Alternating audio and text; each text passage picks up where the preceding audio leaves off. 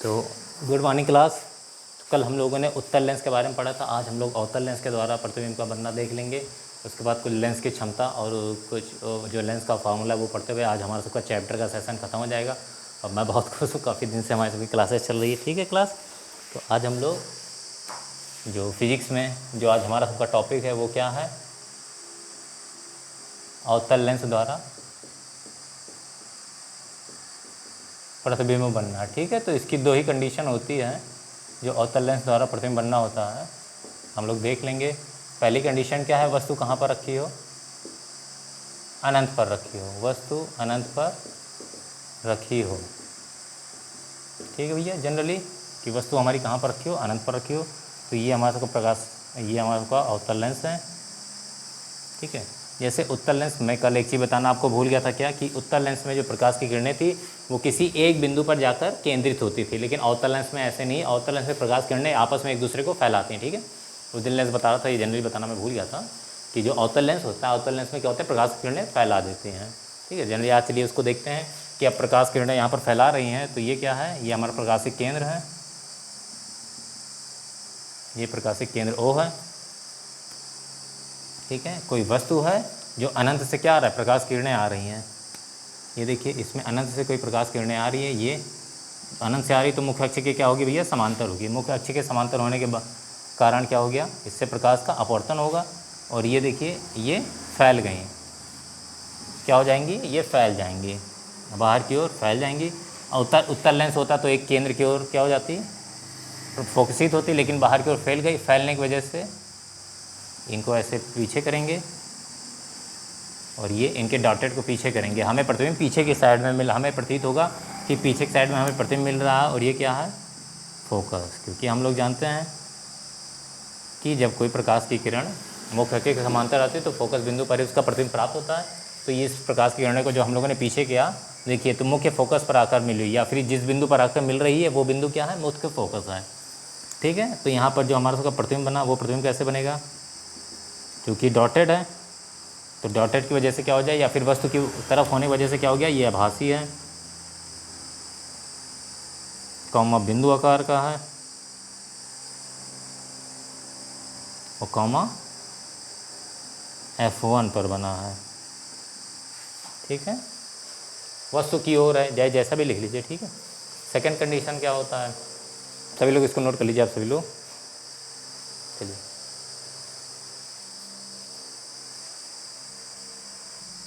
तो second condition हमारा क्या है, सेकंड कंडीशन ये है कि जो वस्तु है हमारा 2F1 तथा F1 के बीच में रखा हो। ठीक है, जो वस्तु है हमारा 2F1 तथा F1 के बीच में रखा, ये हमारा सबका अवतल लेंस। और ये गया ये मुख्य अक्ष, जिस बिंदु पर काट दिया वो बिंदु क्या है, हमारा सबका प्रकाशिक केंद्र। ठीक है, तो जब हमारा वस्तु कहाँ रखा है, F1 तथा F1, ये हो गया हमारा। अगर सपोज दैट कोई बिंदु है तो F2 ये हो जाएगा, 2F1। और हमारा सबका वस्तु कहाँ रखा है, F1 तथा F2 के बीच में रखा, ये है वस्तु A और B।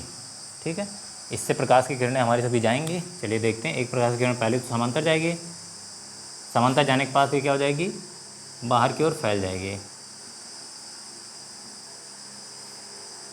ठीक है, ये बाहर की ओर क्या हो गई, फैल गई, जिसका प्रतिबिंब कहाँ, फोकस पे बनेगा, फोकसित करेंगे। और दूसरी किरण हमारी सबकी प्रकाशिक केंद्र से होते हुए जाएगी। तो दूसरी किरण जो हमारी सबकी प्रकाशिक केंद्र से होते हुए जा रही है, वो ये देखिए निकल गई,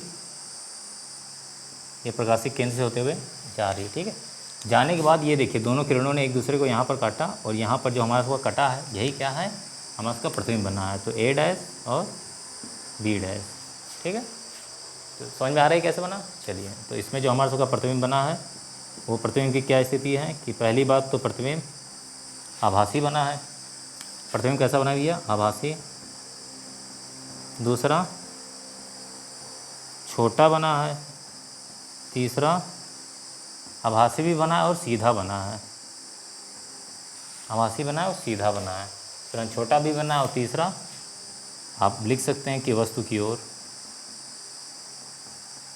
कैसा बना भैया, वस्तु की ओर। ठीक है, तो अवतल लेंस द्वारा प्रतिबिंब का बनना, ये दो ही टॉपिक है हमारा सबको, दो टॉपिक पढ़ लिया गया है। अब इसके बाद हम लोग लेंस के आपके चिन्ह पर पार्टी के बारे में कुछ बता देते हैं, इसको नोट कर लीजिए सभी लोग, ठीक है।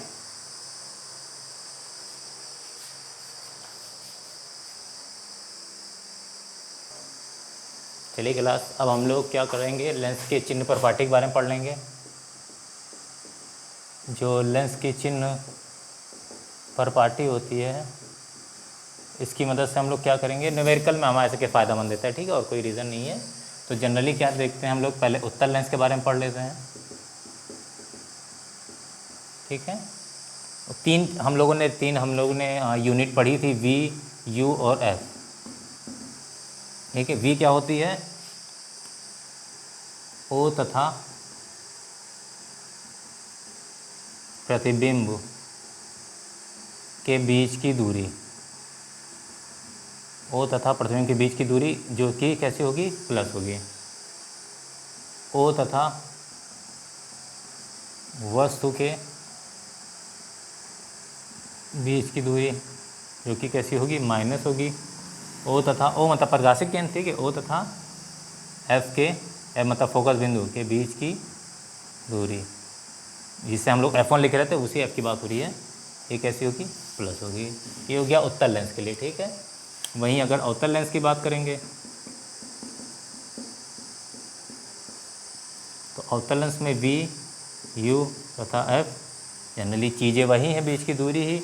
अवतल में तीनों चीज़ें क्या होंगी, माइनस होंगी, ठीक है। तीनों चीज़ें क्या होंगी भैया, माइनस होंगी। तो इस चीज़ को आप लोग देख लीजिए, नोट कर लीजिए, जो कि ईजी है। उत्तल में केवल U माइनस होता है, अवतल में तीनों टर्म्स माइनस होते हैं। और इनके सबके चिन्ह पर पार्टी के बाद जो थोड़ा इंपॉर्टेंट है वो है आवर्धन क्षमता। जनरली हम लोगों ने इसको m से प्रदर्शित करते हैं। m इक्वल टू फार्मूला होता है I/O बराबर V/U, ठीक है। दर्पण में माइनस V/U था, यहाँ पर V/U प्लस में है, ठीक है। और भी जो V और U का मान रखेंगे वो कैसे रखेंगे, चिन्ह के साथ, ठीक है। m बराबर I/O बराबर V/U, ये आवर्धन क्षमता का मात्रक है। और उसके बाद लेंस का सूत्र, यहीं पर हम लोग अपने कुछ टॉपिक को लिख लेते हैं। वो क्या है, लेंस का सूत्र, ठीक है। तो लेंस के सूत्र के फॉर्मूले सब लीजिए, इंपॉर्टेंट है। 1/f इक्वल टू 1/v, दर्पण में प्लस था, यहाँ पर माइनस, 1/v माइनस 1/u, ये लेंस के सूत्र का फार्मूला है। 1/f equal to 1/v minus 1/u, और जिसको यहाँ पर आपको क्या करना है, चिन्ह के साथ रखना है। चिन्ह कैसा, अगर उत्तल दर्पण है तो फिर f और v को प्लस में रखना है, u को माइनस में। अगर अवतल दर्पण है तो तीनों टर्म्स को माइनस में रखते हुए चलना है, ठीक है। तो हमारा सबका ये हमारा आज का टॉपिक जो हमारे सबके थ्योरी हैं वो क्या हो गए हैं, वो कंप्लीट हो गए हैं। थ्योरी कंप्लीट होने के बाद, अरे रुकिए एक मिनट, अभी एक टर्म्स हमारा का बाकी है, वो है लेंस की क्षमता। एक टर्म्स हो गया, ये भी इम्पोर्टेंट है, लेंस की क्षमता, ये, ठीक है। पहले आप सभी लोग इसको नोट कर लीजिए, फिर आपको लेंस की क्षमता हम पढ़ा देते हैं, नोट कर लीजिए। तो बच्चों अब हम लोग पढ़ेंगे लेंस की क्षमता।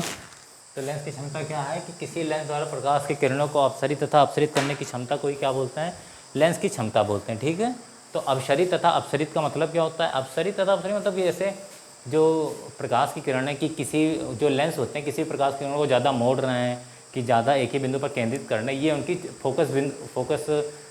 ये उनकी फोकस जो उनकी फोकल लेंथ होती है, या फिर जो उनकी फोकस बिंदु होती है, या फिर जो उनकी फोकस वाली क्षमता होती है, उस पर डिपेंड करता है, ठीक है। तो जनरली जो हमारे सबके लेंस की क्षमता का फार्मूला होता है वो P इक्वल टू क्या होता है, 1/f, और f किस में लिखा होना चाहिए, मीटर में होना चाहिए, ये फार्मूला होता है, ठीक है। सो P इक्वल टू 1/f और f किस में होना चाहिए, मीटर में होना चाहिए। चलिए जनरली, और जो P का मात्रक होता है या फिर लेंस की क्षमता का मात्रक, लेंस की क्षमता का जो मात्रक होता है उसको बोलते हैं डायोप्टर, और जिसे D से प्रदर्शित करते हैं। लेंस की क्षमता का जो मात्रक होता है वो होता है डायोप्टर, जिसे D से प्रदर्शित करते हैं। चलिए बहुत ही सिंपल सा क्वेश्चन सभी लोगों से पूछें, सभी लोग बताइए, अवतल लेंस के लिए जो D है वो प्लस में होगा कि माइनस में, और उत्तल लेंस के लिए बताइए सभी लोग, थोड़ा बुद्धि लगाइए कि उत्तल लेंस के लिए D प्लस में होगा कि माइनस में, थोड़ी बुद्धि लगाइए कैसे है। चलिए देखिए जनरली, हाँ सही है। देखिए उत्तल लेंस के अवतल लेंस के लिए कैसे डी, अरे डी मतलब क्या, पी का ही तो मात्रक है, जिसका एफ प्लस में होगा उसका भी डी प्लस में होगा, जिसका एफ माइनस में होगा उसका डी माइनस में हो गया। चूँकि अवतल लेंस का एफ माइनस में होता है तो डी भी किस में होगा, माइनस में, उत्तल लेंस का प्लस में होगा। ठीक है, तो हमारे सबके जितने थ्योरी वाले सेशन थे वो क्या हो गए भैया, कंप्लीट हो गए हैं A to Z। तो इसके बाद अब हम लोग क्या करेंगे, कुछ न्यूमेरिकल्स लगा लेते हैं। ठीक है, तो आप लोग इसको नोट कर लीजिए, फिर आपको एक दो न्यूमेरिकल हम लगा देते हैं। ठीक है बच्चों, तो हमने एक क्वेश्चन एक ऐसा नोट किया जिसमें हमारे सबके लेंस के सभी फार्मूले आ जाएँ, सभी नोट्स आ जाएँ। तो अभी इसको लगाते हैं हम लोग और फिर देखते हैं कि इसमें हमें क्या क्या याद करना है। तो देखिए हमें पहले देखिए हमें क्या क्या गिवन है। ठीक है, तो जो हमको सबको क्वेश्चन लगाना है उसमें हम लोग क्या देखेंगे, क्या क्या गिवन है। तो गिवन में हमने देखा 2 सेंटीमीटर लंबा वस्तु है, मतलब जो ओ है वो कितना है, 2 सेंटीमीटर है वस्तु की साइज। फिर 10 सेंटीमीटर फोकस दूरी, मतलब स्मॉल एफ की वैल्यू दी गई 10 सेंटीमीटर। अब प्लस है कि माइनस है ये हमें पता नहीं, लेकिन लेंस देखेंगे तो इसमें क्या दिया गया, उत्तल लेंस। तो उत्तल लेंस के लिए एफ की वैल्यू प्लस में होती है। फिर क्या, मुख्य अक्ष के लंबवत रखा गया है, वस्तु की लेंस से दूरी 15 सेंटीमीटर, मतलब यू दिया गया। तो यू हमेशा दोनों लेंस के लिए क्या हो जाएगा, माइनस ही होता है। ठीक है, तो जनरल से बात है, एफ दिया यू दिया है तो हमें वी ज्ञात करने के लिए दिया गया होगा, ओ ज्ञात करने के ओ दिया है तो हमको सबको आई ज्ञात करने के लिए दिया गया होगा, या फिर आवर्धन। ठीक है, तो जनरली देख लिया वस्तु की प्रतिबिंब की स्थिति। ठीक है, अब यहाँ पर हम लोग क्या कहेंगे, सॉल्यूशन लगाएंगे कि सॉल्व करना है भाई। तो सॉल्यूशन के लिए क्या कहेंगे, लेंस का सूत्र, लेंस का सूत्र का फॉर्मूला क्या होता है, 1/f = 1/v - 1/u। तो जनरली फार्मूला रखेंगे, तो 1/f = फार्मूला क्या हो जाएगा, 1/10, 1/v ज्ञात करना है, -1/u की वैल्यू कितनी है, -15।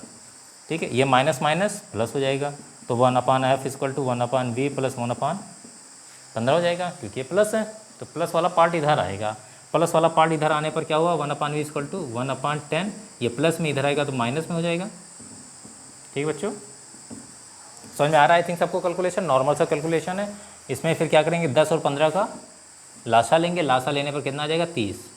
ठीक है, अब इससे इसको भाग करेंगे, 10 या 30, 3 आया, ऊपर 3 से गुणा तो 3 एकम 3 माइनस 15 से इसको भाग करेंगे तो 15 दूना 30 आया, 2 से ऊपर गुणा करेंगे तो 2 एकम 2, तो 1/v = 1/30। ठीक है, तो जनरली यहाँ से हमें v बराबर क्या निकला, 30 सेंटीमीटर निकला, वो भी प्लस में, क्योंकि हम जानते हैं उत्तल दर्पण में v की दूरी कैसी होती है, प्लस में होती है। तो क्या हमें प्रतिबिंब की स्थिति पता चली, पता चल गया कि वस्तु से 30 सेंटीमीटर की दूरी पर बन रहा है। ठीक है जनरली, चलिए अब इसके बाद हमें क्या ज्ञात करना है, वस्तु की प्रतिबिंब की प्रकृति। तो जनरली हम लोग जानते हैं कि उत्तल लेंस में प्रतिबिंब की प्रकृति कैसी होगी, ये वास्तविक होगा तथा उल्टा बनता है। ठीक है, वास्तविक तथा उल्टा बनता है। चलिए अभी प्रतिबिंब की साइज भी जान लेते हैं। तो साइज के लिए हम लोग आवर्धन ज्ञात करेंगे। ठीक है भैया, साइज के लिए या तो आवर्धन ज्ञात करिए या फिर आवर्धन ही जनरली ज्ञात कर लें। तो आवर्धन का फार्मूला हम लोग जानते हैं क्या होता है, I/O = V/U।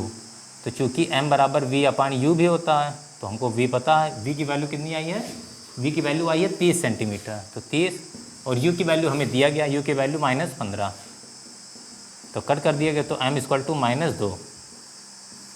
ठीक है, M = -2, मतलब जो वस्तु है, चलिए इसकी मैग्नीफिकेशन कितनी आएगी, आवर्धन कितनी होगी, 2।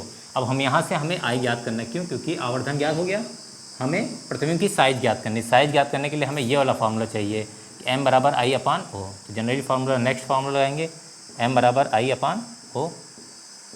तो M की वैल्यू हमें दी गई है -2, और I की वैल्यू कितनी है, I की वैल्यू हमको सबको दी गई है 2 सेंटीमीटर, सॉरी I की वैल्यू हमें निकालनी ही है। ठीक है, और O की वैल्यू कितनी दी गई है, O की वैल्यू दी गई है 2 सेंटीमीटर, O की वैल्यू 2 सेंटीमीटर। तो यहाँ से I बराबर क्या निकलेगा, इधर ये गुणा हो जाएगा, तो 2 दूनी 4 -4 सेंटीमीटर। ठीक है, तो प्रतिबिंब हमारा सबका कैसे बन रहा है, 4 सेंटीमीटर का बन रहा है, और वस्तु हमारा 2 सेंटीमीटर का था, मतलब प्रतिबिंब हमारा 2 गुना बन रहा है, 2 गुना बन रहा है। प्लस माइनस क्या दिखा रहा है कि अगर प्रतिबिंब वस्तु हमारा ऊपर था, मुख्य अक्ष के ऊपर था, तो प्रतिबिंब नीचे बन रहा है। अगर वस्तु हमारा ऊपर था तो प्रतिबिंब नीचे बन रहा है, तभी इसके साथ माइनस लगा है। ठीक है, तो आज का सेशन और आज का चैप्टर हमारा सबका यहीं पर ख़त्म हो रहा है। कल हम लोग इसके बाद का चैप्टर स्टार्ट करेंगे और आगे ऐसे पढ़ते रहेंगे। सभी लोग वीडियो देखते रहें और उसको कंटिन्यू देखते रहे, और जो भी डाउट हो आप कमेंट करके अपने डाउट्स को पूछिए, सबके सॉल्यूशन को सॉल्व किया जाएगा। ठीक है, थैंक यू क्लास।